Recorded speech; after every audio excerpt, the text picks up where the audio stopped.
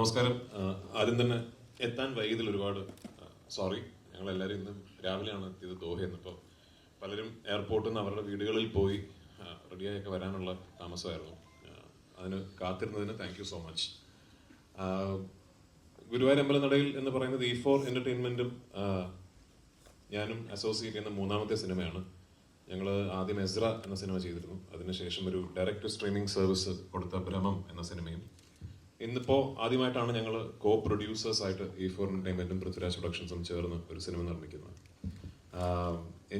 എന്നെ സംബന്ധിച്ചിടത്തോളം ഒരു ഹോം കമ്പനി പോലെ എനിക്ക് പൃഥ്വിരാജ് പ്രൊഡക്ഷൻസിന് വേണ്ടി ഒരു സിനിമ ചെയ്യുന്ന പോലെ തന്നെയാണ് E4 വേണ്ടി. അത്രയും ഒരു ക്ലോസ് അസോസിയേഷനാണ് മുകേഷ് സാറും ഞാനും, സഞ്ജയ്, സാരഥി, വിവേക്, ഇവരെല്ലാവരുമായിട്ട്. ഈ കഥ ഞാൻ കേൾക്കുന്നത് കുറച്ച് വർഷങ്ങൾക്ക് മുമ്പാണ്. ഞാൻ പല വേദികളിലും പറഞ്ഞിട്ടുപോലെ അന്ന് ബേസിൽ ജോസഫ് എന്ന താരോദയം സംഭവിച്ചിട്ടില്ല. അതുകൊണ്ട് തന്നെ അന്ന് ഈ കാസ്റ്റ് അല്ലായിരുന്നു ആക്ച്വലി. മറ്റൊരു രീതിയിലുള്ളൊരു ഒരു കാസ്റ്റിങ്ങും ഒരു കൺസെപ്ഷനും വെച്ചിട്ടാണ് ദീപു ഈ സ്ക്രിപ്റ്റ് എന്നോട് പറയുന്നത്. പിന്നീട് ഞാനും ആടുജീവിതം അതിൻ്റെ തിരക്കുകളൊക്കെ ആയിട്ട് പോയി. കുറച്ച് വർഷങ്ങൾക്ക് ശേഷം വിപിൻ ഈ കഥ വിപിന് ചെയ്താൽ കൊള്ളാമെന്ന് പറയുകയും അങ്ങനെയാണ് ഈ പ്രോജക്റ്റ് വീണ്ടും ഓണാവുന്നത്. അതിൽ വിപിൻ വരുത്തിയ ഒരുപാട് മാറ്റങ്ങളുണ്ട് ഈ സ്ക്രിപ്റ്റിലും ഒക്കെ തന്നെ. അതിൽ ഏറ്റവും വലിയ മാറ്റം ഈ ഒറിജിനലി പറഞ്ഞ കാസ്റ്റിങ്ങിൽ നിന്നും ഈ രണ്ട് കഥാപാത്രങ്ങൾ ബേസിലും ഞാനും ചെയ്യുക എന്നുള്ളതാണ്. അപ്പോൾ സ്വാഭാവികമായിട്ടും ഈ രണ്ട് കേന്ദ്ര കഥാപാത്രങ്ങൾ മാറുമ്പോൾ ചുറ്റും നിൽക്കുന്ന എല്ലാ ആക്ടേഴ്സിന്റെയും കാസ്റ്റിംഗ് മാറേണ്ട ഒരു ആവശ്യം വരും. അങ്ങനെയാണ് ഈ സിനിമയിൽ ഇപ്പം നിങ്ങൾ ഈ കാണുന്ന ഇത്ര മാത്രമല്ല കേട്ടോ, ഒരു 10-40ഓളം ആർട്ടിസ്റ്റുകളുള്ള സിനിമയാണ്. അപ്പൊ ഈ ഒരുപാട് ഒരു ഫ്രഷ് ആയിട്ടുള്ളൊരു പെയറിങ്, നായകൻ നായിക എന്ന് മാത്രമല്ല, ക്യാരക്ടർ ആക്ടേഴ്സ് ആണെങ്കിലും സീനിയർ ആക്ടേഴ്സ് ആണെങ്കിലും എല്ലാം ഒരു ഫ്രഷ്നെസ് ഉണ്ട് ഈ സിനിമയുടെ കാസ്റ്റിംഗ്. ഒരുപാട് നാളുകൾക്ക് ശേഷമാണ് ഞാൻ പേഴ്സണലി ഇത്രയും നടന്മാർ ഒരുമിച്ചൊരു സെറ്റിൽ ഉണ്ടാകുന്ന ഒരു സിനിമയിൽ അഭിനയിക്കുന്നതും അത്തരം ഒരു സെറ്റിൽ ഞാൻ ഉണ്ടാകുന്നതും ഒരുപാട് നാൾക്ക് ശേഷമാണ്. ഈ സിനിമയിലെ ഏറ്റവും വലിയ സന്തോഷവും അത് തന്നെയായിരുന്നു. ഒരു വലിയ കാസ്റ്റിന്റെ കൂടെ ഭയങ്കര ഫൺ ആയിട്ടുള്ളൊരു സിനിമ ചെയ്യാൻ സാധിച്ചു എന്നുള്ളത്. ഇനിഷ്യലി ഞങ്ങൾ ഈ സിനിമ പ്ലാൻ ചെയ്തിരുന്നതിനേക്കാൾ ഒരുപാട് വലിയ സിനിമയാണ് ഇപ്പോൾ. അതിന്റെ സ്കെയിൽ എന്ന് പറയുന്നത് ഈ സിനിമയിൽ വിപിൻ പറഞ്ഞതുപോലെ ഈ നടന്മാരുടെ എണ്ണം കൂടുകയും നമ്മൾ ആദ്യം കൺസീവ് ചെയ്തതിനേക്കാൾ കുറെ കൂടെ വലിയ രീതിയിൽ ഈ സിനിമ എടുക്കാൻ സാധിച്ചു എന്നുള്ളതുകൊണ്ടാണ്. പക്ഷേ ആസ് പ്രൊഡ്യൂസേഴ്സ് മുകേഷ് സാറിനും എനിക്കും ഈ അവസരത്തിൽ വിപിനും വിപിന്റെ ടീമിനോടും, അതായത് വിപിൻ പറഞ്ഞ പോലെ കുറെ പുതിയ ആൾക്കാരാണ് ഈ ടീമിൽ കൂടുതലും ഉള്ളത്, ആ ടീമിനോടുമാണ് നന്ദി പറയേണ്ടത്. കാരണം ഒട്ടും സ്ട്രെസ്ഫുൾ അല്ലാത്ത, വളരെ എൻജോയ് ചെയ്ത് ഒരു ടെൻഷൻസും ഇല്ലാതെ തീർന്ന ഒരു ഷൂട്ടിംഗ് പ്രോസസ്സാണ്. നിർഭാഗ്യവശാൽ ഈ സിനിമയുടെ ചിത്രീകരണത്തിനിടയിൽ എനിക്കൊരു പരിക്ക് സംഭവിക്കുകയും ഒരു നീ സർജറി ചെയ്യേണ്ടി വരികയും അങ്ങനെ ഒരു 4 മാസത്തോളം എനിക്കൊരു ബ്രേക്ക് എടുക്കേണ്ടി വന്നതിന്റെ ഭാഗമായിട്ടാണ് ഈ സിനിമ ഇത്രയും നീണ്ടുപോയത്. അല്ലെങ്കിൽ ഇതൊരു 1 വർഷക്കാലം ഒന്നും നീണ്ടു നിൽക്കേണ്ട ഒരു പ്രോസസ് ആയിരുന്നില്ല. എന്നിരുന്നാലും ഇന്നിപ്പോൾ ഭംഗിയായിട്ട് ഈ സിനിമ ചെയ്തു തീർക്കാൻ സാധിച്ചു. ഈ 16-ാം തീയതി ലോകമെമ്പാടുമുള്ള തിയേറ്ററുകളിൽ ഒരു വലിയ റിലീസായി ഈ സിനിമാ പ്രേമികൾക്ക് മുമ്പിൽ എത്തുകയാണ്. നിങ്ങളുടെ എല്ലാവരുടെയും അനുഗ്രഹവും പ്രാർത്ഥനയും ഈ സിനിമയ്ക്ക് ഉണ്ടാവണം. Thank you so much.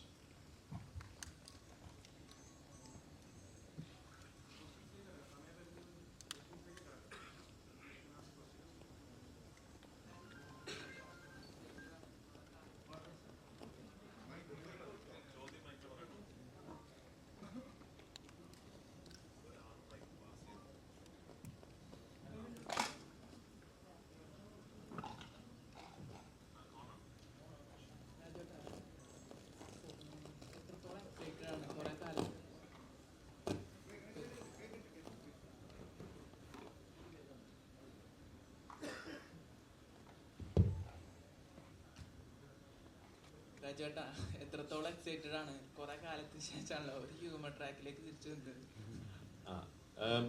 Humour എന്നുള്ളതിനേക്കാൾ ഒരു നല്ല തിരക്കഥ, ഒരു നല്ല രീതിയിൽ ചിത്രീകരിക്കപ്പെട്ട ഒരു സിനിമയുടെ ഭാഗമാകുക എന്ന് പറയുന്നത് തന്നെയാണ് എക്സൈറ്റ്മെന്റ്. അതിപ്പോ ഹ്യൂമർ എന്നുള്ളതിനേക്കാൾ ഏത് സിനിമയും നമ്മൾ മനസ്സിൽ കണ്ട പോലെയോ അല്ലെങ്കിൽ അതിനേക്കാൾ ഭംഗിയായിട്ടോ ആ സിനിമ അതിന്റെ ഒരു ഫൈനൽ പ്രോഡക്റ്റിലേക്ക് എത്തുന്നു എന്ന് പറയുമ്പോൾ ഒരു നടനായിട്ടും നിർമ്മാതാവായിട്ടും വലിയ സന്തോഷം തരുന്ന, എക്സൈറ്റ്മെന്റ് തരുന്ന കാര്യം തന്നെയാണ്.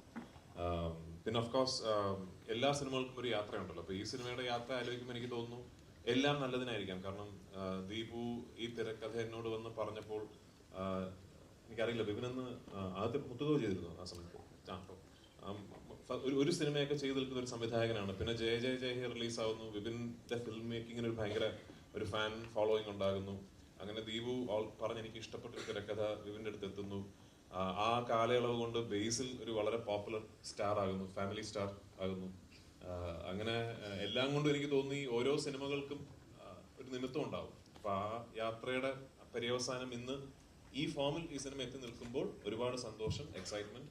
പിന്നെ ഞാൻ നേരത്തെ പറഞ്ഞല്ലോ, കുറെ നാളുകളായി അറ്റ്ലീസ്റ്റ് ഞാൻ ഇങ്ങനൊരു സിനിമയിൽ അഭിനയിച്ചിട്ടും സത്യത്തിൽ ഇങ്ങനൊരു സിനിമ കണ്ടിട്ടും ഈ കുറെ നടീനടന്മാരൊക്കെ ഉള്ള രണ്ട് കുടുംബങ്ങൾ, അവർക്കിടയിൽ നടക്കുന്ന കുറച്ച് തെറ്റിദ്ധാരണകൾ, എല്ലാ പ്രായപരിമിതിയിലുമുള്ള കഥാപാത്രങ്ങൾ, എല്ലാവർക്കും റിലേറ്റ് ചെയ്യാൻ പറ്റുന്ന ഇൻസിഡൻസ്, അങ്ങനെ കുറെ കൺഫ്യൂഷൻസ്, കാര്യങ്ങൾ അങ്ങനെ ചെന്ന് അവസാനിക്കുന്ന ഒരു വലിയ ക്ലൈമാക്സ്, എല്ലാ സിനിമയിലെ എല്ലാ ക്യാരക്ടേഴ്സും എല്ലാ നടീനടന്മാരും ഒരുമിച്ച് പങ്കെടുക്കുന്ന ഒരു വലിയ ക്ലൈമാക്സ് സീക്വൻസ്.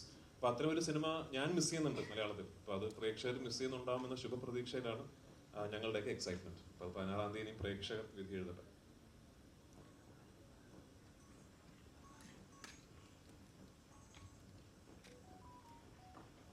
ഈ മെയിൽ ഈഗോ ട്രിഗർ ചെയ്യുന്ന ചിത്രങ്ങളുണ്ട്. ഇപ്പൊ അയ്യപ്പൻ കോശി, ഡ്രൈവിംഗ് ലൈസൻസ്, മഹേഷിന്റെ പ്രതികാരം, അത്തരത്തിലൊരു ചിത്രമാണോ ഈ ഗുരുവായൂർ അമ്പലം? അല്ല, ഇത് ആ സിനിമകളുടെ ഒരു കോർ എലിമെന്റ് അല്ല ഈ സിനിമയുടെ ഇത്. പക്ഷെ ഈ സിനിമയിലും രണ്ട് ഫ്ലോഡ് ആയിട്ടുള്ള ആൾക്കാരാണല്ലേ രണ്ട് പ്രധാന പ്രൊട്ടാഗണിസ്റ്റുകൾ. ഇപ്പോ അയ്യപ്പനും കോശിയും എന്ന് പറഞ്ഞാൽ നമ്മൾ ഒറ്റ നോട്ടത്തിൽ കോശി കുര്യൻ വില്ലനും അയ്യപ്പൻ നായർ നായകനും എന്ന് തോന്നിയാലും സത്യത്തിൽ നമ്മൾ ഒന്ന് അനാലിറ്റിക്കലായിട്ട് ചിന്തിച്ചാൽ രണ്ടുപേരും കുഴപ്പം പിടിച്ച ആൾക്കാരാണ്. അല്ല, രണ്ടുപേരും ഫ്ലോഡ് ആയിട്ടുള്ള ഹ്യൂമൻസ് ആണ്. അപ്പൊ അവർക്കിടയിൽ സംഭവിക്കുന്ന കുഴപ്പങ്ങളാണല്ലോ. ആ സിമിലാരിറ്റി ഉണ്ട് ഇതില് വിനു എന്ന ബേസിലെ കഥാപാത്രവും ആനന്ദൻ എന്ന ഞാൻ ചെയ്യുന്ന കഥാപാത്രവും അടിസ്ഥാനപരമായിട്ട് ഫ്ലോഡ് ആയിട്ടുള്ള ആൾക്കാരാണ്. അവർക്ക് ഒരുപാട് കുഴപ്പങ്ങളുള്ള കക്ഷികളാണ്. അപ്പൊ അവർക്കിടയിൽ ഉണ്ടാകുന്ന പ്രശ്നങ്ങൾക്കും ആ കുഴപ്പങ്ങളുടെ ഒരു സ്വഭാവമുണ്ട് എന്നുള്ളതിനപ്പുറത്തേക്ക് ആ പറഞ്ഞ സിനിമകളുമായിട്ട് അങ്ങനെ കമ്പയർ ചെയ്യാൻ പറ്റുന്ന ഒരു സ്വഭാവമില്ല ഈ സിനിമയ്ക്ക്. ആനന്ദൻ ഒരു സൈക്കോ ആണ്. സൈക്കോ അത് ആനന്ദിനെ ആര് കാണുന്നു എന്നനുസരിച്ചിരിക്കും. മോൻ കണ്ടാൽ ചിലപ്പോൾ സൈക്കോ ആയിട്ട് തോന്നിയേക്കാം.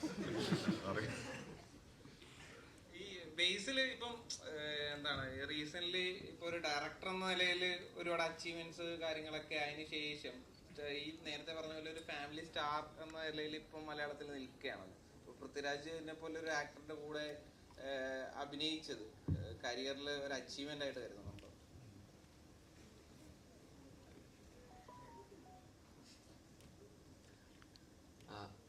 ആദ്യമായിട്ട് എല്ലാവർക്കും നമസ്കാരം. കുറച്ച് ലേറ്റ് ആയിട്ട് വന്നു, സോറി. ഉറങ്ങിപ്പോയി. രാവിലെ ഈ പറഞ്ഞ വന്നതാണ്. അപ്പോൾ അതാണ് എന്നെ സംബന്ധിച്ചിടത്തോളം ഈ പറയുന്ന ഞാൻ ഇതൊന്നും അങ്ങനെ പ്ലാൻ ചെയ്തിട്ടൊന്നും ഉണ്ടായിരുന്നില്ല. ആക്ച്വലി ദീപു കുഞ്ഞിരാമായണം എന്ന് പറയുന്ന സിനിമ എഴുതിയത് ദീപുവാണ്, ഇതിൻ്റെ റൈറ്റർ ദീപുവാണ്. അപ്പോൾ കുഞ്ഞിരാമായണം കഴിഞ്ഞ് ഗോതയുടെ പ്രീ പ്രൊഡക്ഷനൊക്കെ നടക്കുന്ന സമയം തൊട്ട് ദീപു ഗുരുവായൂരമ്പല നടയിലിൻ്റെ സിനിമയെക്കുറിച്ചും അന്ന് പല ആർട്ടിസ്റ്റ് കോമ്പിനേഷൻ അതിനെക്കുറിച്ചൊക്കെ സംസാരിക്കാറുണ്ടായിരുന്നു. അപ്പോൾ ഈ രണ്ട് ആർട്ടിസ്റ്റുകൾ അന്നും ഇതിൻ്റെ അതൊരു മെയിൻ പ്രൊട്ടഗണിസ്റ്റുകളായിട്ടുള്ള രണ്ട് ആർട്ടിസ്റ്റുകളാണ്. അപ്പോൾ രണ്ടളിയന്മാർ. അപ്പോൾ ഇതന്ന് ഇങ്ങനെ ഈ ആർട്ടിസ്റ്റ് മറ്റേത് ആൾ എന്നൊക്കെ പറഞ്ഞാൽ അങ്ങനെ പല സംസാരങ്ങളും ഞാനും സജഷൻസൊക്കെ പറയുമായിരുന്നു, ഇങ്ങനെയൊക്കെ. അത് കഴിഞ്ഞ് ഒരു 6-7 വർഷം കഴിഞ്ഞപ്പോൾ, ഒരു 6 വർഷമൊക്കെ കഴിഞ്ഞപ്പോൾ ആ ആർട്ടിസ്റ്റിൻ്റെ സ്ഥാനത്ത് ഞാൻ വരുമെന്ന് ഞാൻ ഒരിക്കലും പ്രതീക്ഷിച്ചില്ല. ഈ പറയുന്ന കുഞ്ഞിരാമായണം എഴുതിയ ദീപുവിന് ഞാൻ റൈറ്ററായിട്ടുണ്ടായിരുന്നു. ഞാൻ സംവിധാനം ചെയ്ത പടത്തിൽ റൈറ്ററായിരുന്ന ഒരാളുടെ എഴുതിയ സിനിമയിൽ ഞാൻ അഭിനേതാവായിട്ട് വരുന്നത് ഒരിക്കലും പ്രതീക്ഷിച്ചൊരു കാര്യമല്ല. അപ്പോൾ അതൊരു ഭയങ്കര എക്സൈറ്റ്മെൻ്റ് ആയിരുന്നു. പിന്നെ ബിപിൻ ചേട്ടൻ ജയ കഴിഞ്ഞിട്ട് ഞാൻ ഫാലിമിയുടെ ഷൂട്ട് നടക്കുമ്പോഴാണ് ഇതിൻ്റെ സബ്ജക്റ്റ് ഇങ്ങനെ ഒരു സബ്ജക്റ്റ് ഉണ്ടെന്ന് പറഞ്ഞ് വിളിക്കുന്നത്. അപ്പോൾ കൂടുതൽ എക്സൈറ്റ്മെൻ്റ് ആയി. കാരണം ബിപിൻ ചേട്ടനായിട്ട് വീണ്ടും ഒരു സിനിമ ചെയ്യാന്നുള്ള. അപ്പോൾ പിന്നെ ദീപുവിൻ്റെ കൂടെ സ്ക്രിപ്റ്റാണ്. പിന്നെ E4 എൻ്റർടൈൻമെൻറ്റായിട്ട് വീണ്ടും കൊളാബറേറ്റ് ചെയ്യുന്നു. ഗോതയൊക്കെ പ്രൊഡ്യൂസ് ചെയ്തത് E4 എൻ്റർടൈൻമെൻറ്റാണ്. അപ്പോൾ അവരുമായിട്ട് വീണ്ടും ഒരു സിനിമ ചെയ്യുന്നു.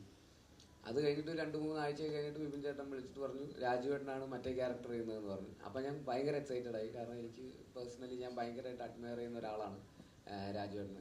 അദ്ദേഹത്തിൻ്റെ ഓൺ സ്ക്രീനും ഓഫ് സ്ക്രീനും ഒക്കെ ആയിട്ടും പല രീതിയിലുള്ള as an actor, as A director, as A producer, as A distributor ഇതെങ്ങനെ സാധിക്കും എന്നുള്ളതാണ് ഞാൻ ഇങ്ങനെ ഇപ്പോഴും ഞാൻ ഇതിൻ്റെ സെറ്റിലൊക്കെ വരും ഞാൻ ഇങ്ങനെ ചോദിച്ച് മനസ്സിലാക്കാൻ ശ്രമിക്കാറുണ്ട്. എനിക്ക് പേഴ്സണലി ഈ പറയുന്ന സംവിധായകൻ, നടൻ എന്ന് പറയുന്ന രണ്ട് റെസ്പോൺസിബിലിറ്റി മാനേജ് ചെയ്യാൻ ഭയങ്കര ബുദ്ധിമുട്ടാണ്. രണ്ട് ഈക്വൽ റെസ്പോൺസിബിലിറ്റീസ് ആയതുകൊണ്ട് പക്ഷെ ഇതൊന്നും പോരാതെ കൺസിസ്റ്റൻ്റ് ആയിട്ട് കണ്ടിന്യൂസ്ലി ഇങ്ങനെ സക്സസ് ഡെലിവർ ചെയ്യുന്ന ഒരാളെന്നുള്ള രീതിയിൽ എനിക്ക് ഭയങ്കര റെസ്പെക്റ്റ് ഉണ്ട്.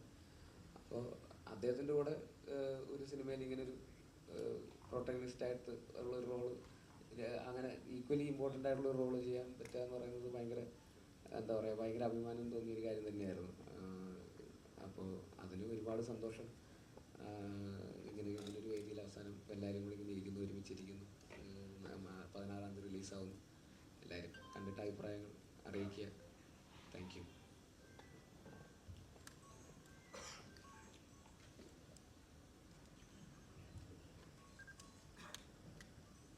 രാജേട്ടാ, ഈ ക്യാരക്ടർ ചേഞ്ചിങ് എന്ന് പറഞ്ഞിരുന്നു, ബേസിലിന്റെ ആണ് ചേട്ടൻ ചെയ്തത്. അപ്പോൾ ഈ പടം കണ്ടു കഴിഞ്ഞപ്പോൾ ബേസിൽ എന്നെക്കാട്ടി കൂടുതൽ സ്കോർ ചെയ്തു, എനിക്കത് ചെയ്യാമായിരുന്നു എന്ന് തോന്നിയായിരുന്നു.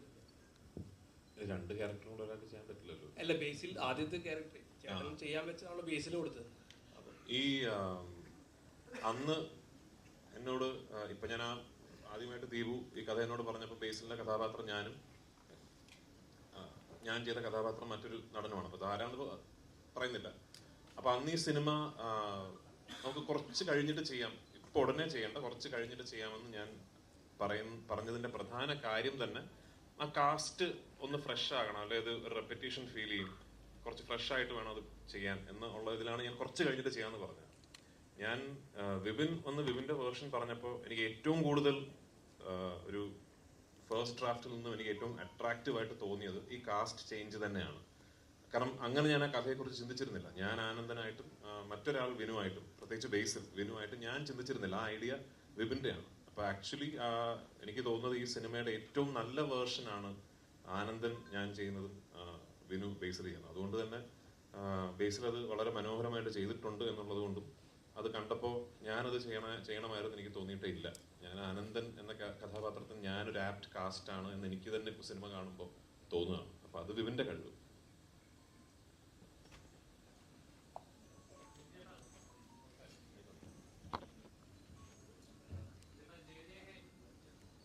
ജയ ജയ ഹേ ഇറങ്ങിയ സമയത്ത് അത് വൻ ഹിറ്റ് ആയിരുന്നു. ഫാമിലി ഓഡിയൻസിനായാലും ശരി, യൂത്തിനായാലും ശരി, ഒരുപാട് ചിരിക്കാനായിട്ടാലും എന്റർടൈൻ ചെയ്യാൻ പറ്റുന്ന നല്ലൊരു ചിത്രമായിരുന്നു. ബേസിലൊക്കെ ഒരുപാട് ചിരിച്ച സീനുകളുണ്ടായിരുന്നു. അപ്പോൾ ഈ ഗുരുവായൂരമ്പല നടയിൽ വരുമ്പോൾ അത് പക്ക ഒരു എന്റർടൈനിങ് കോമഡി ചിത്രമാണെന്ന് ട്രെയിലറിലൂടെ നമുക്ക് മനസ്സിലാവുന്നുണ്ട്.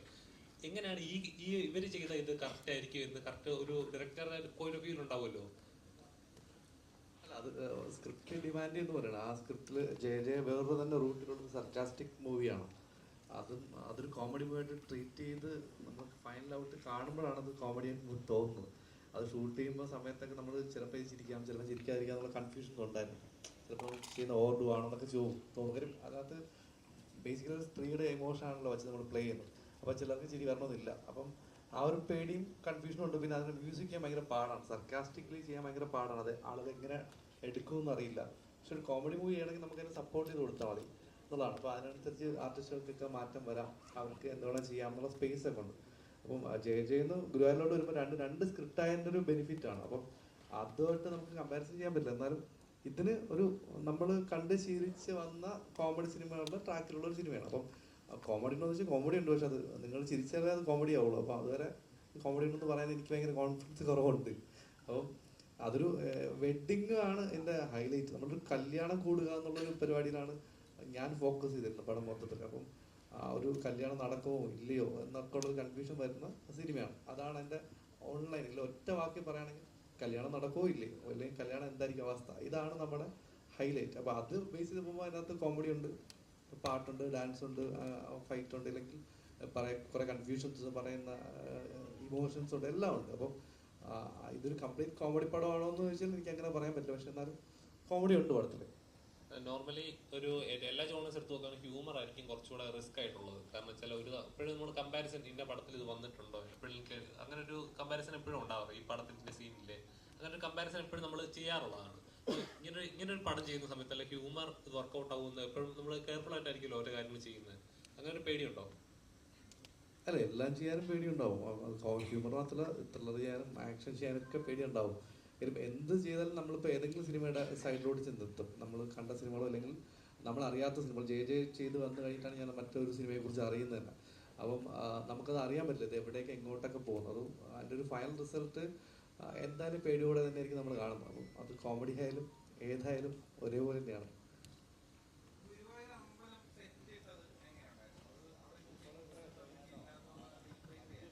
അതെ, ഒന്നും ഷൂട്ടിംഗ് പെർമിഷൻ ഇല്ല. ഇപ്പോൾ നമ്മൾ കഷ്ടപ്പെട്ടൊരു പെർമിഷൻ സംഘടിപ്പിച്ചാൽ പോലും പൃഥ്വിരാജ് സുകുമാരനെയും ബേസിൽ ജോസഫിനെയും ഇല്ലെങ്കിൽ ഈ ഇരിക്കുന്ന ആർട്ടിസ്റ്റുകളൊക്കെ ഞാൻ അവിടെ കൊണ്ട് ഒരു 10-30 ആർട്ടിസ്റ്റുകളെ കൊണ്ട് 24 ദിവസം എനിക്ക് അവിടെ ഷൂട്ട് ചെയ്യാൻ പറ്റില്ല.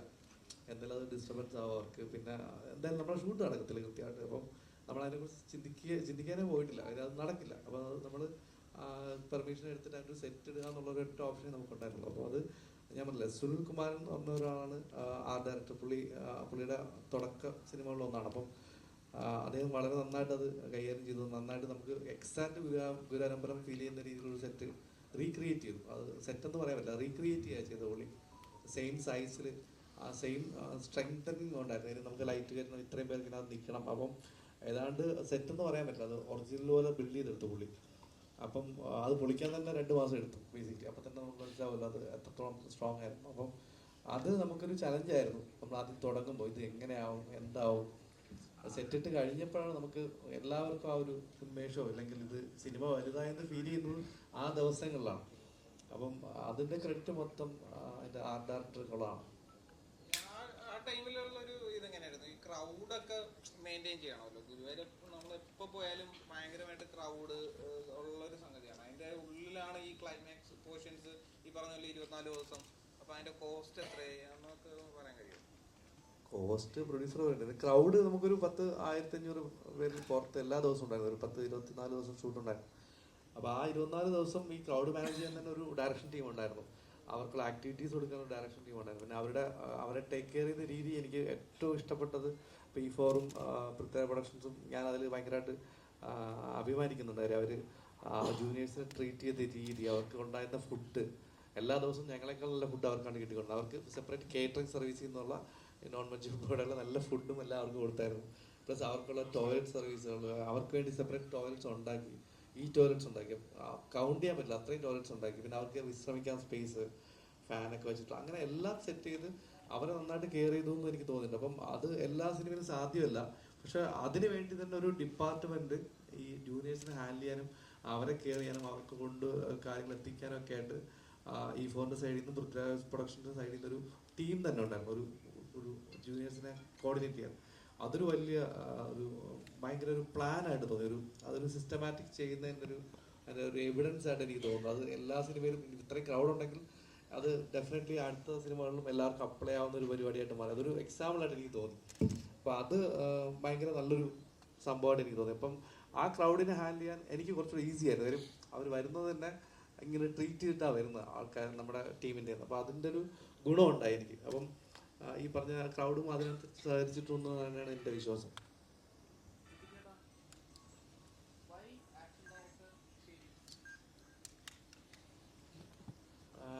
ഫെലിക്സ്, നമ്മളൊരു സാധനം പറയുമ്പോൾ നമ്മൾ ഒരു ആക്ഷൻ ഡയറക്ടർ ഇവിടെ നിന്നുള്ള നോർമലുള്ള ആൾക്കാരെ വിളിക്കുമ്പോൾ അവർ വരുന്നു, ഷൂട്ട് ചെയ്യുന്നു, പിന്നെ നമ്മൾ അതിൻ്റെ റിസൾട്ട് കാണണം. അപ്പോൾ എന്നെ സംബന്ധിച്ച് എനിക്ക് അങ്ങനെ പറ്റില്ല. എനിക്ക് ആക്ഷൻ, എനിക്കത് കൊറിയോഗ്രാഫി ചെയ്ത് ഒരു ഡാൻസ് കൊറിയോഗ്രാഫി പോലെ നമ്മൾ ഷോർട്ട് പ്ലാൻ ചെയ്യുന്ന പോലെ എനിക്ക് അതിൻ്റെ ഫൈറ്റ് എൻ്റെ മനസ്സിലുണ്ട്. അപ്പോൾ അതെനിക്ക് കൊറിയോഗ്രാഫി ചെയ്ത് കാണണം. അപ്പോൾ അവർ എനിക്ക് കാണിച്ചു തരും, അവരെന്നെ ഫൈറ്റ് ചെയ്ത് കാണിച്ചു തരും, ഇതാണ് നടക്കാൻ പോകുന്ന ഫൈറ്റ്. അപ്പോൾ അതിലെനിക്ക് ചേഞ്ചസ് വരുത്താം, എന്നിട്ട് നമുക്ക് ഡിസ്കസ് ചെയ്യാം.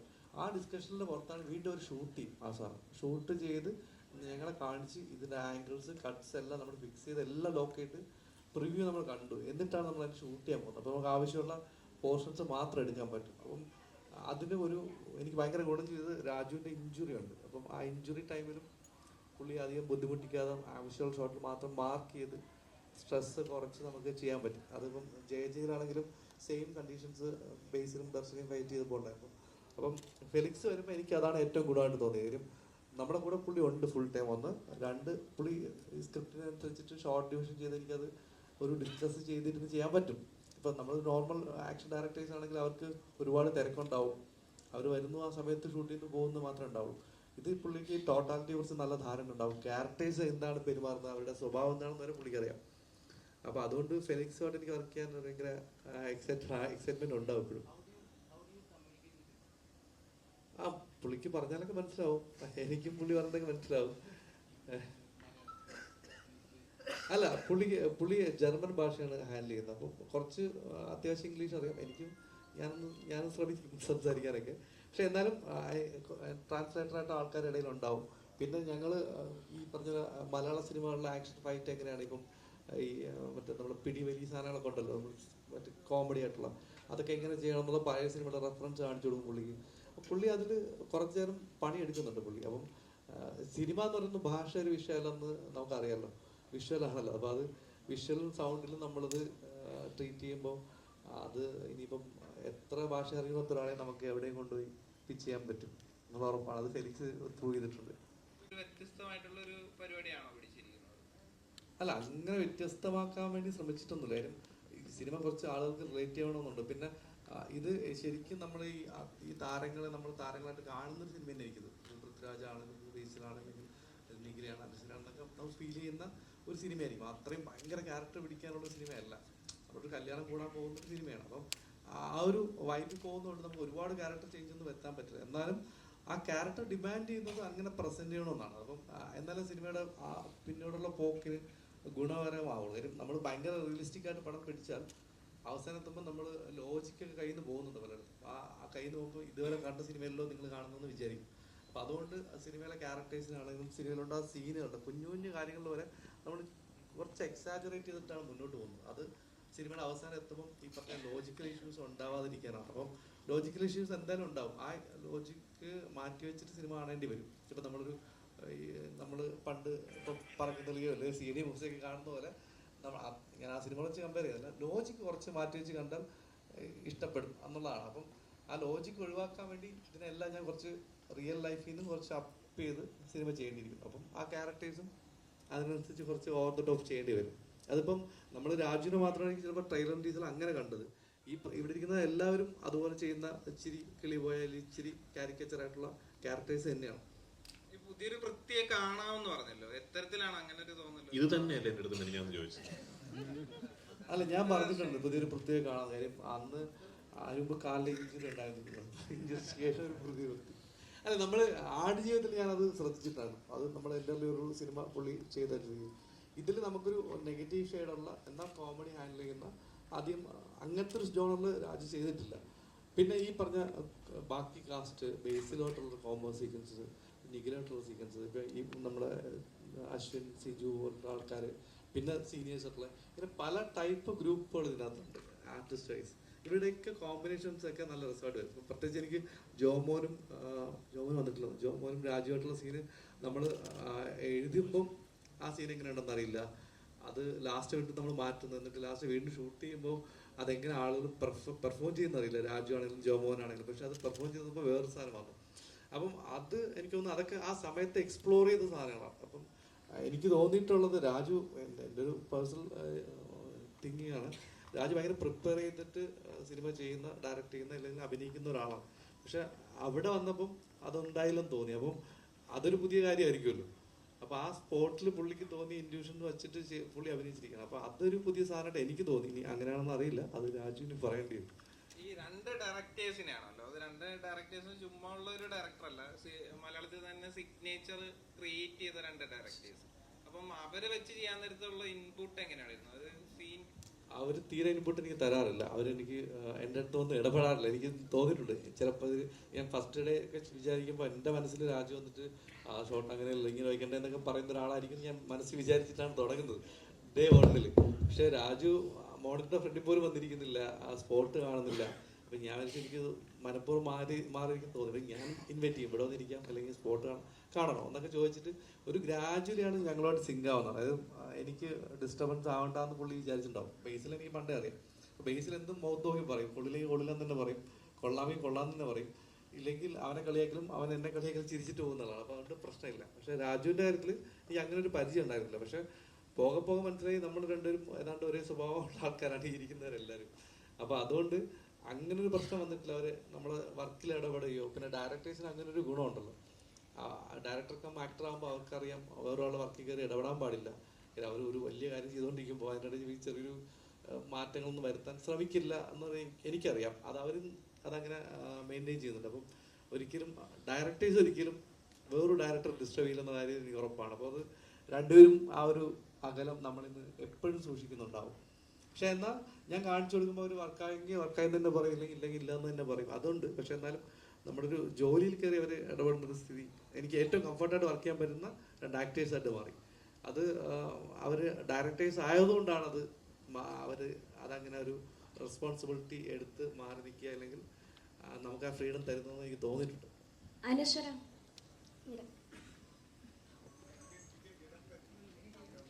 21 ദിവസം കണ്ടിന്യൂസ്ലി കല്യാണപ്പെണ്ണായിട്ട് മേക്കപ്പ് ഇട്ട് അഭിനയിച്ച സിനിമ എന്ന് പറയുന്നുണ്ട്. അപ്പോൾ ആ ഒരു എക്സ്പീരിയൻസ് ഒന്ന് ഷെയർ ചെയ്യാം. കൂടെ തന്നെ ബേസിലേട്ടൻ്റെ വധുവായിട്ട് അഭിനയിച്ച ഒരു എക്സ്പീരിയൻസ് കൂടെ.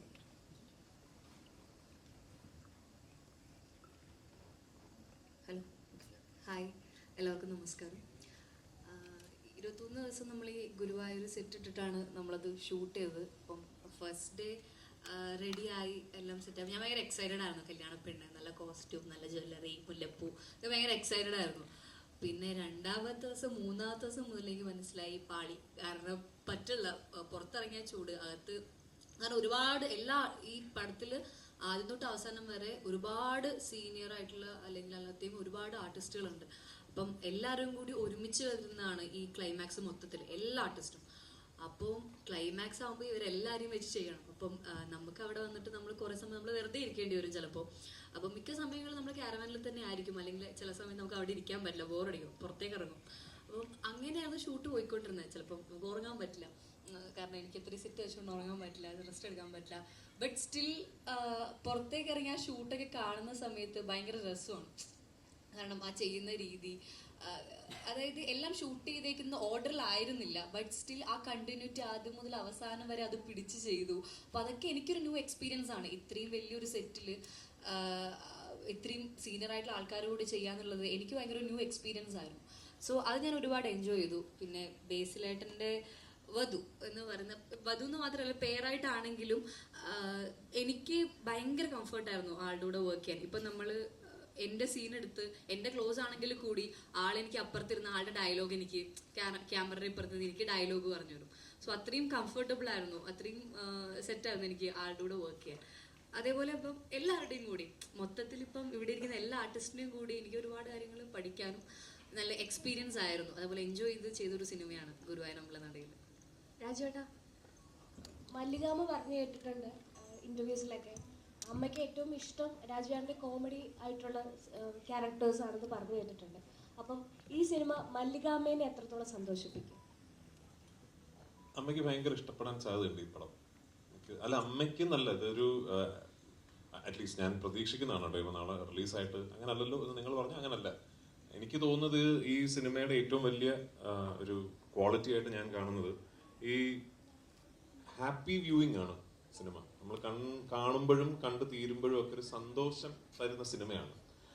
ഈ ഡോപ്പമീൻ ഷോട്ട് എന്ന് പറയുന്ന പോലെ നമുക്ക് ഒരു സിനിമ കണ്ടു കഴിയുമ്പോൾ നമുക്കൊരു ഹാപ്പിയായി അല്ലേ. അപ്പോൾ അത് അങ്ങനത്തെ സിനിമകളാണ് പലപ്പോഴും ആൾക്കാർ വീണ്ടും കാണാൻ ഇഷ്ടപ്പെടുകയും ചെയ്യുന്നത്. Because you want to go back to how the film made you feel. അപ്പോൾ അത് അമ്മയ്ക്ക് മാത്രമല്ല, എനിക്ക് തോന്നുന്നു എല്ലാവർക്കും ഇഷ്ടപ്പെടാൻ സാധ്യതയുള്ളൊരു സിനിമയാണെന്നാണ് എൻ്റെ ഒരു ശുഭപ്രതീക്ഷ. അമ്മയ്ക്ക് പ്രത്യേകിച്ചും, കാരണം ഈ പറഞ്ഞാൽ അമ്മയ്ക്ക് ഞാൻ ഈ ലൈറ്റർ റോൾസ് ഒക്കെ ചെയ്യുന്നത് കാണാൻ ആണ് അമ്മയ്ക്ക് ഭയങ്കര ഇഷ്ടം. അമ്മയ്ക്ക് അമറക് ആന്റണിയൊക്കെ ഭയങ്കര ഇഷ്ടമാണ്. അപ്പോൾ അമ്മ 16-ാം തീയതി അല്ലെങ്കിൽ റിലീസായ ഉടനെ ആദ്യ ദിവസങ്ങളിൽ തന്നെ സിനിമ കാണുമെന്ന് പ്രതീക്ഷിക്കുന്നു. എൻ്റെ അമ്മയോട് ചോദിക്കാം.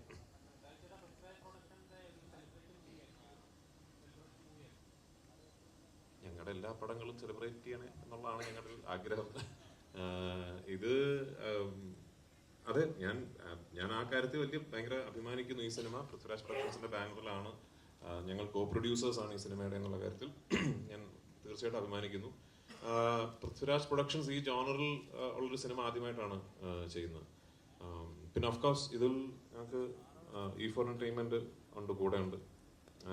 ആൻഡ് ഈ സിനിമ ചെയ്ത എക്സ്പീരിയൻസും അപ്പോൾ ഈ സിനിമ റിലീസാകുന്നതിന് മുമ്പ് പറയുമ്പോഴാണല്ലോ അതിൻ്റെ ഭംഗി. ഉറപ്പായിട്ടും ഞങ്ങൾ ഇനിയും ഒരുമിച്ച് സിനിമകൾ ചെയ്യുകയും ചെയ്യും. അപ്പോൾ അങ്ങനെ വരട്ടെ, ഒരു അഭിമാനിക്കാൻ പറ്റുന്ന ഒരു സിനിമ ആകട്ടെ റിലീസിന് ശേഷവും.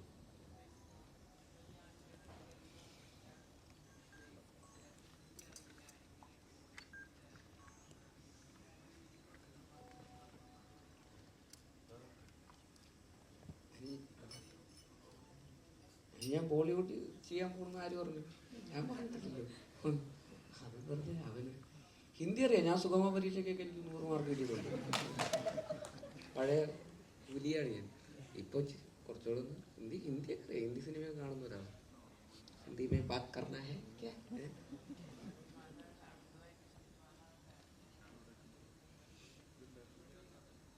എനിക്കറിഞ്ഞൂടാ. ഞാൻ പണ്ട് കണ്ടിട്ടുണ്ട് ശക്തിമാൻ. നല്ലതാണ്. ഇല്ല എനിക്കില്ല.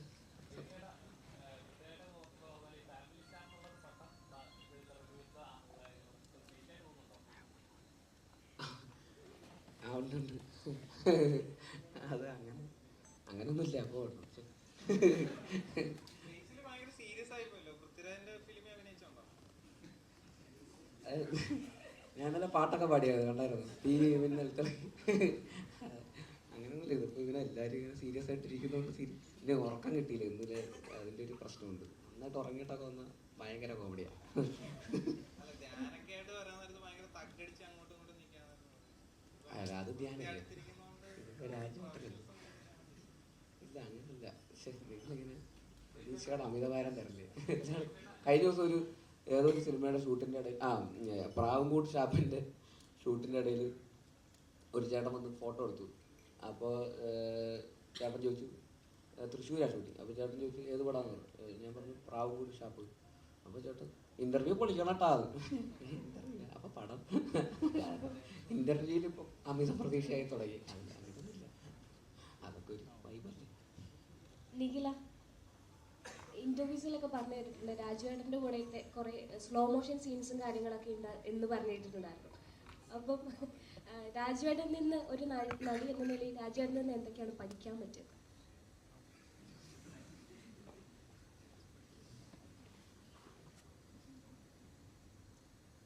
അങ്ങനെ പ്രത്യേകിച്ചൊന്നും പഠിച്ചിട്ടൊന്നുമില്ല.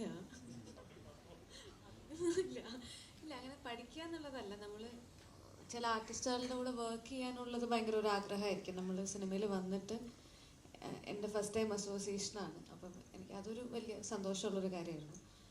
പഠിക്കാനുള്ളൊരു സ്പേസൊന്നും വെബിനാട്ടം തന്നിട്ടില്ല. ഒരുപാട് സീനുകളും ഡയലോഗുകളൊക്കെ ഉള്ളതുകൊണ്ട് അത് പഠിക്കേണ്ടത് കൊണ്ട് മറ്റേതെനിക്ക് പറ്റിയിട്ടില്ല.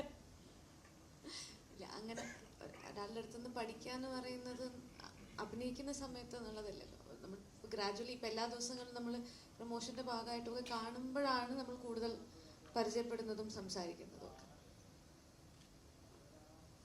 ഈ പൃഥ്വിരാജിനെ ബേസിക്കലി ഒരുമിച്ച് അഭിനയിക്കാൻ നേരത്ത് ഒരുപാട് നേരം കൂടെ കിട്ടില്ല. ബേസിക്കലി ഒരു കഥ പറയാനൊക്കെ ട്രൈ ചെയ്തു.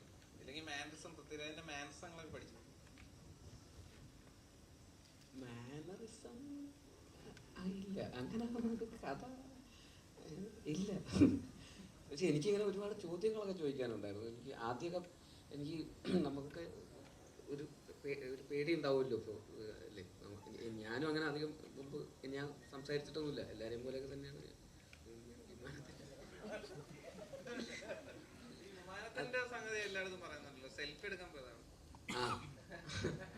ഞാൻ ഒരു ഫോട്ടോ എടുക്കാൻ വേണ്ടി പോയതാണ്. അപ്പം അന്ന് ഒരു പ്രാവശ്യം ഈ സിനിമയ്ക്ക് മുമ്പ് ഒറ്റ പ്രാവശ്യം ഞാൻ രാജുവേട്ടനെ കണ്ടിട്ടുള്ളൂ. അത് വിമാനം എന്ന് പറയുന്ന സിനിമയുടെ സെറ്റിൽ ഞാൻ അതുവഴി പോയപ്പോൾ ഒരു ഫോട്ടോ എടുത്തിട്ടുണ്ട്. അല്ലാതെ നമ്മൾ സിനിമയിലൊക്കെ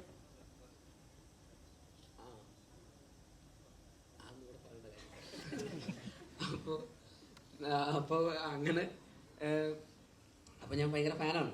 അപ്പോൾ അത് കാരണം ഇതിൻ്റെ സെറ്റിൽ വന്നപ്പോൾ ഞാനും സിനിമയിലൊക്കെ കണ്ടിട്ടുള്ള അല്ലെങ്കിൽ ഇൻ്റർവ്യൂസിലൊക്കെ കാണുന്ന അല്ലെങ്കിൽ റീലിലൊക്കെ കാണുന്ന രാജുവേട്ടനാണ് എൻ്റെ മുമ്പിൽ. അപ്പോൾ എനിക്കും കുറച്ച് പേടിയുണ്ട്. മോണിറ്ററിൻ്റെ പുറകിൽ ഇങ്ങനെ ഇരിക്കുന്നത് നമ്മളിങ്ങനെ നമ്മളൊക്കെ കൂടെ ഇങ്ങനെ ഗ്യാങ് ആണല്ലോ. നീ ചോദിക്കും, നീ പറ, അങ്ങനെയൊക്കെയാണ്. നീ ചോദിക്കും, അങ്ങനെയൊക്കെയാണ്. അപ്പോൾ ആദ്യമൊക്കെ അങ്ങനെയായിരുന്നു. പിന്നെ നമ്മുടെ ഒരേ വൈബാന്ന് മനസ്സിലായി. പിന്നെ ഭയങ്കര കോമഡിയായിരുന്നു. തമാശയൊക്കെ പറയും. അങ്ങനെ ടിപ്സ് ഒക്കെ ചോദിച്ചു. ടിപ്സ് അല്ല, ഞാൻ ഇങ്ങനെ ചോദിക്കും. അല്ല, ഞാൻ നേരത്തെ പറഞ്ഞില്ലേ ഇന്ന് രാവിലെയും കൂടെ ചോദിച്ചതേ ടിപ്പ് ചോദിക്കല് തന്നെ ഫുൾ ടൈം ടിപ്സ്. അപ്പോൾ അല്ല, എനിക്കിതൊക്കെ എങ്ങനെയാണ് ഇതെല്ലാം കൂടെ മാനേജ് ചെയ്ത് കൊണ്ടുപോകുന്നത്, എങ്ങനെയാണ് ഇതിൻ്റെ ഒരു സിനിമ എന്ന് മാത്രം ആലോചിച്ചുകൊണ്ട് ജീവിക്കുന്ന ഒരാളാണല്ലോ. ഫുൾ ടൈം സിനിമ, ഒരുപാട് ഇൻ്റർവ്യൂസിലൊക്കെ സംസാരിക്കുന്നതും അദ്ദേഹത്തിൻ്റെ ഒരു വിഷൻ, ഒരു മലയാള സിനിമയെ റെപ്രസെൻ്റ് ചെയ്യുന്നു, ഒരു ബ്രാൻഡ് അംബാസഡർ എന്നൊക്കെ രീതിയിൽ പുറത്തേക്ക് അതിനേക്കരം. അപ്പോൾ ഇതൊക്കെ അങ്ങനത്തെ ആസ്പിറേഷൻസ് ഉള്ള ഒരാൾ. അപ്പോൾ ഇതൊക്കെ എനിക്ക് ഭയങ്കര, ഞാനും അങ്ങനെ കുറച്ച് അംബീഷൻ ഒക്കെ ഉള്ള ഒരാളാണ്. അപ്പോൾ എനിക്കും ഈ പറയുന്നത് ഭയങ്കര റിലേറ്റബിൾ ആണ് അങ്ങനത്തെ കുറേ കാര്യങ്ങളൊക്കെ. അപ്പോൾ എനിക്ക് ആഗ്രഹമുണ്ട് ഇതൊക്കെ എങ്ങനെയാണ് ഇതൊക്കെ കൂടെ മാനേജ് ചെയ്ത് എങ്ങനെയാണ് കൊണ്ടുപോകുന്നത്, കണ്ടിന്യൂസ്ലി ഇങ്ങനെ കൺസിസ്റ്റൻ്റ് ആയിട്ട് ഇതെല്ലാം മാനേജ് ചെയ്ത്. പിന്നെ അവിടെ എങ്ങനെയാണ്, അവിടുത്തെ വർക്കിംഗ് എങ്ങനെയാണ്, ഇവിടെ എങ്ങനെയാണ്, ഇവിടുത്തെ സ്റ്റൈൽ എങ്ങനെയാണ്, ഇങ്ങനെയൊക്കെ ആയിട്ട്. പിന്നെ പഴയ കഥകൾ, ഒരുപാട് സിനിമകളിലെ കഥകളും തമാശകളൊക്കെ അങ്ങനെയൊക്കെ. ഇപ്പം ചെറിയ പ്രായത്തിൽ സിനിമയിൽ അഭിനയിക്കാൻ തുടങ്ങിയ ഒരാളെന്നുള്ള രീതിയിൽ ഇത്രയും വർഷത്തെ എക്സ്പീരിയൻസ് ഉണ്ടല്ലോ. അപ്പോൾ ഫിലിമിൽ ഷൂട്ട് ചെയ്യുന്നു, ഡിജിറ്റലിലേക്ക് വന്നപ്പോൾ അത് ഷൂട്ട് ചെയ്യുന്നു, പല പല ആർട്ടിസ്റ്റുകളുടെ കൂടെയും പല ഡയറക്ടേഴ്സിൻ്റെ കൂടെയൊക്കെ ഒരുപാട് സിനിമകൾ വർക്ക് ചെയ്തിട്ടുണ്ട്. തെലുങ്കിൽ ചെയ്യുന്നു, ഹിന്ദിയിൽ ചെയ്യുന്നു, അങ്ങനെ പല ഭാഷകളിൽ ചെയ്യുന്നു. അപ്പോൾ എല്ലാത്തിനെ കുറിച്ച് നമുക്ക് കുറേ കാര്യങ്ങൾ, കഥകളൊക്കെ ചോദിക്കാനുണ്ട്. അതൊക്കെ എങ്ങനെയാണ് ഇതിൻ്റെ ഇവരെങ്ങനെയാണ് പശ്ചാത്തലം ഇങ്ങനെയൊക്കെ നമുക്ക്. അപ്പോൾ അങ്ങനെ ഒരുപാട് ചോദിക്കാനുണ്ട് ആക്ച്വലി. അപ്പോൾ അങ്ങനെ ഞങ്ങൾ ഇടയ്ക്കിടയ്ക്ക് ഇങ്ങനെ ഞാൻ ടിപ്സ് ചോദിക്കാറുണ്ട്. എനിക്ക് ബേസിൽ ഒരുപാട് വർക്ക് ചെയ്ത് ഇങ്ങനെ ടയർഡൊക്കെ ഇല്ലെങ്കിൽ ഒരുപാട് കാര്യങ്ങളൊക്കെ ഏറ്റെടുത്ത് ചെയ്യാൻ നേരത്ത് വിനീത് ശ്രീനിവാസ് ഇടയ്ക്ക് വിളിച്ചിട്ട് ചോദിക്കും, എടാ നീ ഓക്കെ അല്ലേ എന്നിങ്ങനെ ചോദിക്കുമെന്ന് പറഞ്ഞിട്ടുണ്ട്. അതൊക്കെ നമ്മുടെ വൃത്തിക്ക് പറ്റിയ സംഗതിയാ ഈ എല്ലാം കൂടെ. ആ പരിപാടിയാണോ ഈ പറഞ്ഞത്? പറഞ്ഞു വിനീതേട്ടൻ പറഞ്ഞു. അതായത് വിനീതേട്ടൻ ഈ പറയുന്ന പോലെ ഞാൻ കുറേ എല്ലാം കൂടെ ആയിട്ട് ഞാൻ ഭ്രാന്തായിട്ടിരിക്കുമ്പോൾ ഒരു വിനീതേട്ടൻ എൻ്റെ അടുത്ത് വിളിച്ചിട്ട് ഒരു ദിവസം, എടാ നീ ഓക്കെ ആണോ, എല്ലാവരും എന്തെങ്കിലും ഡേറ്റ് മറ്റേത് അതപ്പോൾ വരും ഇപ്പോൾ വരും ഇങ്ങനെയൊക്കെയാണല്ലോ ചോദിക്കുക. അപ്പോൾ ഒരാൾ പെട്ടെന്ന് ഓക്കെ അല്ലേ എന്ന് ചോദിച്ചപ്പോൾ എനിക്ക് ഭയങ്കര അങ്ങനെയൊക്കെ ആൾക്കാർ ഓക്കെ, അത് ഭയങ്കര ഇതായിരുന്നു. അപ്പോൾ അതിനെക്കുറിച്ച് വിനീതേട്ടൻ ഒരു ഇൻ്റർവ്യൂവിൽ പറഞ്ഞു. അപ്പോൾ അതിൽ വിനീതേട്ടൻ സംസാരിച്ച എല്ലാവർക്കും പൃഥ്വിരാജ് ആവാൻ പറ്റൂല്ലോ, അതുകൊണ്ട് ഞാൻ അവൻ്റെ അടുത്ത് ഓക്കെ ആണോ എന്ന് ഞാൻ ചോദിച്ചു എന്ന് അങ്ങനെ പറഞ്ഞായിരുന്നു. അപ്പോൾ അതൊക്കെ തന്നെയാണ് എനിക്കും അറിയുന്നത്, എങ്ങനെയാണ് അങ്ങനെ ആവുന്നത്.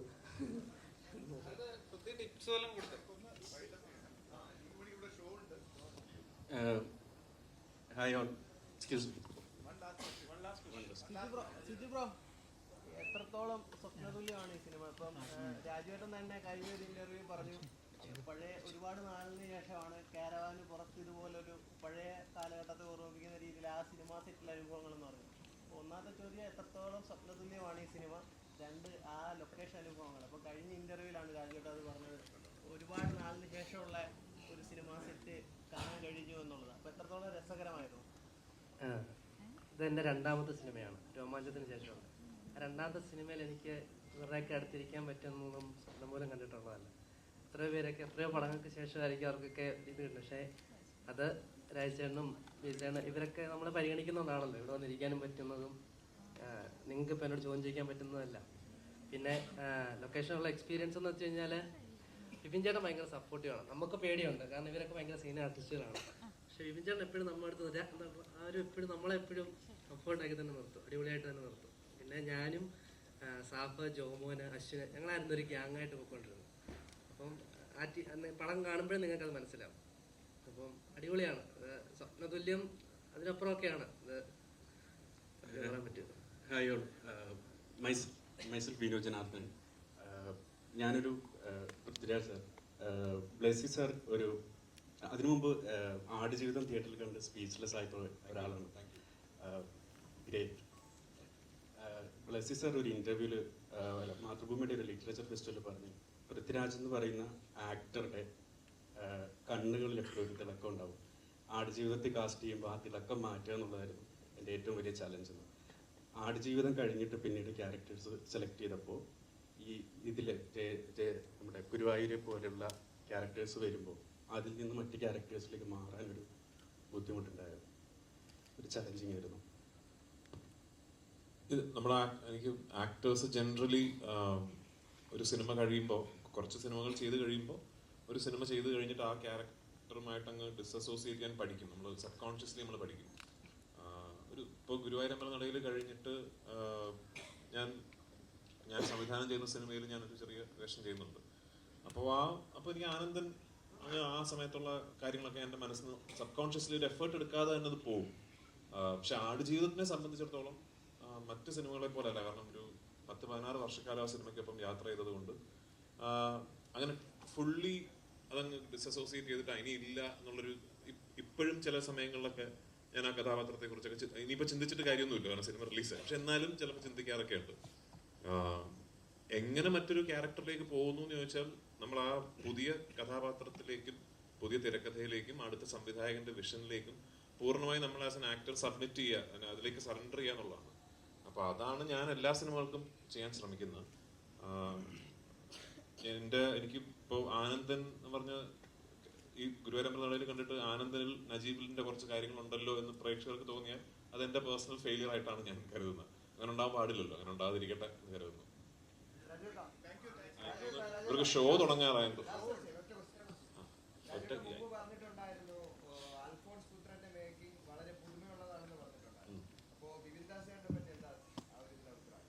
വിപിന്റെ മേക്കിങ്ങും വളരെ പുതുമയുള്ളതാണ്. അല്ല, വിപിൻ ബേസിക്കലി ഒരു എഡിറ്ററാണ്, അൽഫോൺസിനെ പോലെ തന്നെ. അപ്പൊ അതുകൊണ്ട് അവർക്ക് അവർ പറയുന്ന കഥയുടെ നെറേറ്റീവിന്റെ സ്ട്രക്ചർ നമ്മൾ സ്ക്രിപ്റ്റ് വായിക്കുന്ന പോലെ ആയിരിക്കില്ല അവരുടെ സ്ട്രക്ചർ. അപ്പോൾ അത് വിപിന്റെ സിനിമകളിൽ ഒരു സീൻ ഷൂട്ട് ചെയ്യുമ്പോൾ അതിന്റെ ഇന്റർകട്ട് ആയിട്ട് മറ്റൊരു സീനിലെ ഒരു ഷോട്ട് വരിക, ആ ഷോട്ടിൽ ഒരു റിയാക്ഷൻ പോലെ വരുന്നത് വേറൊരു ഇവന്റിന്റെ റിയാക്ഷൻ ആയിരിക്കും, എന്നിട്ട് തിരിച്ച് ഈ സീനിലെ. അപ്പൊ അങ്ങനത്തെ ഒരു നെറേറ്റീവ് ഒരു സ്ട്രക്ചർ ഉണ്ടാക്കുന്നതിൽ വിപിൻ ഭയങ്കര മിടുക്കനായിട്ട് എനിക്ക് തോന്നിയിട്ടുണ്ട്. ആ രീതിയിൽ പറഞ്ഞതുകൊണ്ടാണ് ഗുരുവായൂരമ്പല നടയിൽ എന്ന സിനിമ ഇന്ന് എനിക്ക് ഇത്ര എന്റർടൈനിങ് ആയിട്ട് തോന്നുന്നത്. അപ്പൊ തീർച്ചയായിട്ടും അത് വിപിന്റെ ഒരു കഴിവ് തന്നെയാണ്. എനിക്ക് തോന്നുന്നു ഒരു ഗെറ്റ് ഔട്ട് പറഞ്ഞു.